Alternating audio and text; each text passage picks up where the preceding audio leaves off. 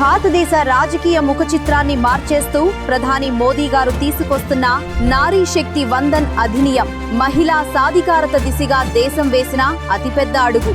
దశాబ్దాలుగా పెండింగ్ లో ఉన్న మహిళా రిజర్వేషన్ బిల్లును చట్టంగా మార్చి లోక్సభ మరియు రాష్ట్ర శాసనసభల్లో మహిళలకు 33% స్థానాలను ఖరారు చేయడమే లక్ష్యంగా మోదీ ప్రభుత్వం విశేషంగా కృషి చేస్తుంది.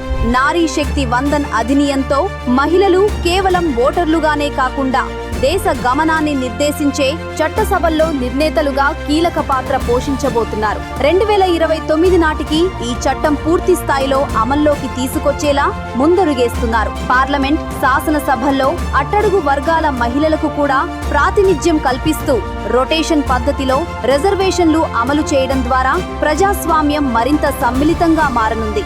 సబ్కా సాథ్ సబ్కా వికాస్ స్ఫూర్తితో మహిళల నాయకత్వంలో వికసిత్ భారత్ నిర్మించాలనే మోదీ లక్ష్యానికి ఈ బిల్లు ఒక బలమైన పునాదిగా మారుతుంది.